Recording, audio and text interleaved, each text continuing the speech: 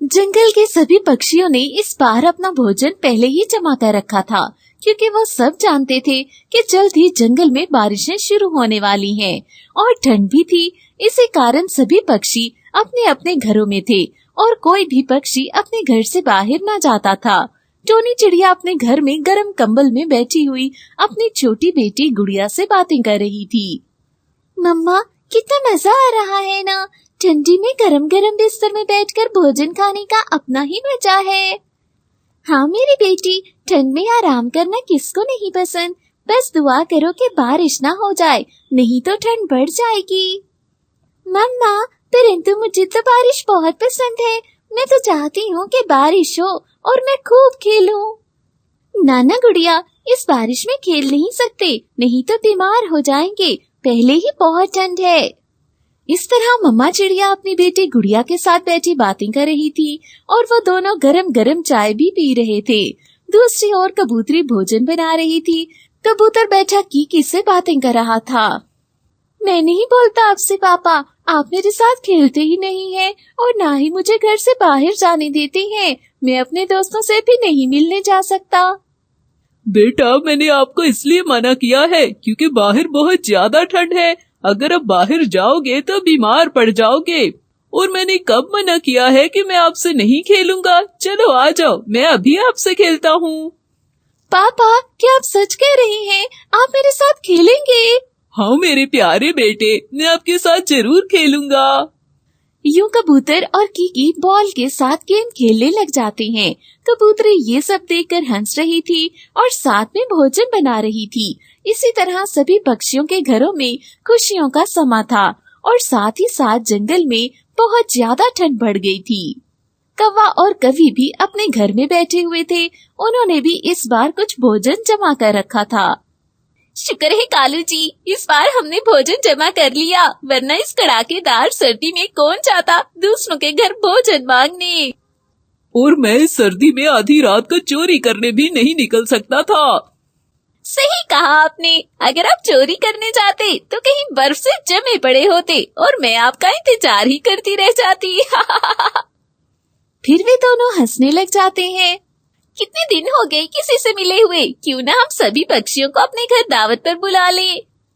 हाँ हाँ, क्यों नहीं। चलो चिड़िया के घर चलते हैं और इस बारे में बात करते हैं। हाँ हाँ चलो कालू जी। फिर कालू कौवा और गोरी कवि टोनी चिड़िया के घर आ जाते हैं। टोनी चिड़िया उन्हें देखकर बहुत खुश होती है और उनको गर्मा गर्म चाय और पकोड़े देती है। कालू कौवा और गोरी कवि चाय पीकर पकोड़े खा लेते हैं। इतने दिनों के बाद कैसे आना हुआ गोरी बहन? आपने तो आना ही छोड़ दिया था। क्या करते चिड़िया बहन, आप देख तो रही हैं कितनी ज्यादा ठंड बढ़ गई है। ऐसे में घर से निकलने ही नहीं होता। मैंने और गोरी ने एक योजना बनाई है। हम दोनों सोच रहे थे कि क्यों ना जंगल के सभी पक्षी एक साथ मिलकर एक दावत कर ले। अरे वाह, ये तो आपने बहुत अच्छा सोचा है। आपने बाकी पक्षियों से बात की? नहीं टोनी, अभी तो हम सिर्फ तुम्हें ही दावत देने आए हैं, फिर हम सबके घर जाएंगे।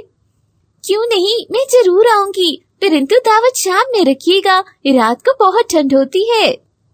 हाँ, दावत हम शाम में ही रखेंगे। चलो अब मैं चलती हूँ, बाकियों को भी दावत देनी है। इस तरह गोरी कवि सब पक्षियों के घर जाकर उन्हें दावत दे आती है। कालू कौवा और गोरी कवि भोजन का इंतजाम कर रहे थे। उन्होंने बहुत मजेदार खाने बनाए थे। सभी पक्षी गोरी कवि के घर आ जाते हैं। गोरी कवि ने अभी भोजन परोसा ही था कि एक जोरदार आवाज आती है। सभी पक्षी बहुत डर जाते हैं। टोनी चिड़िया खिड़की से देखती है तो बारिश शुरू हो चुकी थी। अरे ये क्या, अभी तो मौसम बिल्कुल ठीक था, ये अचानक इतनी तेज बारिश कैसे शुरू हो गई? टोनी चिड़िया, बारिश का कब पता लगता है, अचानक ही मौसम खराब हो जाता है। अरे अब इतनी तेज बारिश में हम घर कैसे जाएंगे? जब तक बारिश बंद नहीं हो जाती आप हमारे घर पर ही रुक जाएं। बारिश के बंद होते ही आप अपने घर चले जाइएगा। अभी आप सब भोजन खा लें। सभी भोजन खा लेते हैं, परंतु बारिश बंद नहीं होती। बारिश तो तेजी के साथ बरसी ही जा रही थी और सभी पक्षी बारिश के बंद होने का इंतजार कर रहे थे। इसी तरह पूरी रात गुजर जाती है, परंतु बारिश बंद नहीं होती। अब तो सभी पक्षी बहुत परेशान थे। कबूतर तो अपने बेटे कीकी और कबूतरी को घर पर ही छोड़ के आया था, इसलिए वे कीकी के लिए बहुत परेशान था, क्योंकि कीकी और कबूतरी घर पर अकेले थे। मैं बहुत ज्यादा परेशान हूँ, मैं अब और इंतजार नहीं कर सकता, मैं जा रहा हूँ अपने घर। कबूतर भाई, आप अकेले कैसे जाएंगे इतनी तेज बारिश में? मेरे पास एक छाता है। कबूतर, तुम अपने साथ वो छाता ले जाओ, इस तरह तुम बारिश में नहीं भीगोगे। आपका बहुत बहुत धन्यवाद गोरी बहन। फिर गोरी कवि कबूतर को वे छाता दे देती है। कबूतर छाता लेकर अपने घर चला जाता है। कबूतर अपने घर चला जाता है। बाकी सभी पक्षी वहीं फंसे हुए थे। देखते ही देखते बारिश और ज्यादा तेज होने लगी थी। कुछ पक्षियों के तो घर ही गिर जाते हैं। कालू कौवा बहुत ज्यादा परेशान था, क्योंकि उसका घर भी कोई ज्यादा मजबूत नहीं था। सभी पक्षी बहुत डरे हुए थे। मुझे तो बहुत डर लग रहा है, कहीं कालू कौवे का घर न गिर जाए। मिट्ठू का इतना कहना ही था कि कालू कौवे के घर की छत उड़ जाती है। अरे ये क्या कहा तुमने मिट्ठू, तुम्हारी बात तो सच हो गई। अब हम क्या करेंगे? आप सब चलें, हम सब मेरे घर चलते हैं, मेरा घर बहुत मजबूत है।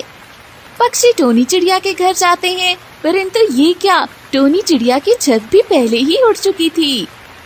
मुझे तो लगता है कि ये तेज बारिश हमारे घरों की छत ही उड़ाने आई थी।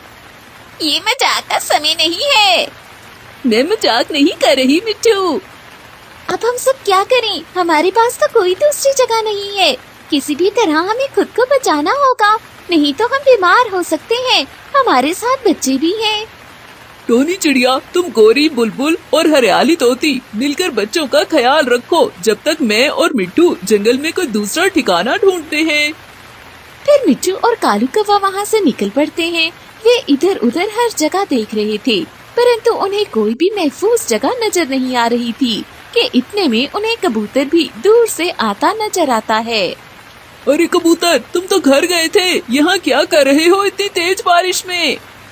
क्या बताऊं कालू, मेरे घर में बारिश का पानी टपकने लगा है। मुझे डर है कि मेरा घर कहीं गिर न जाए। हमारे साथ तो ये हो चुका है, बहुत ही ज्यादा तेज बारिश है और हवा भी बहुत तेज है। मैं खुद को पनाह ढूंढने जा रहा हूँ। अच्छा चलो मिलकर ढूंढते हैं।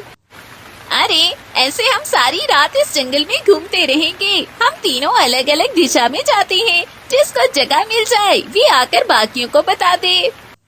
यूँ सभी पक्षी अलग अलग दिशा में चले जाते हैं। मिट्टू तोते को एक बड़े से पेड़ के अंदर खोकर नजर आती है। वे क्या देखता है कि वे खोकर बहुत बड़ी है। मिट्टू तोता जाकर कौवे और कबूतर को बताता है। फिर वे दोनों भी आकर उस जगह को अच्छे से देखते हैं। उन्हें डर था कि कहीं इसमें सांप ना हो, परंतु वे जगह बिल्कुल महफूज थी। फिर वो जाकर सभी पक्षियों को और अपने बच्चों को उस पेड़ की खोकर में ले आते हैं। यूँ सभी पक्षी उस खोकर में कुछ दिन बिताते हैं। जब बारिशें थम जाती हैं, तो सभी पक्षी मिलजुल कर अपने अपने घरों की मरम्मत करते हैं। अच्छा हुआ हम सभी इस रात कालू के घर दावत पर थे, इसी कारण मिलजुल कर हमने इस समस्या से खुद को बचा लिया, वरना न जाने इतनी तेज बारिश में हमारा क्या होता। इसीलिए तो बड़े कहते थे कि हम सबको मिलजुल कर रहना चाहिए। इस तरह पक्षियों ने सूझबूझ से और मिलजुल कर कठिन समय को सब्र और समझदारी के साथ गुजार लिया था। दोस्तों, हमें भी चाहिए कि हम मुश्किल समय में एक दूसरे की मदद करें और एक साथ मिलजुल कर रहें। यूँ हम बड़ी से बड़ी समस्या का सामना कर सकते हैं।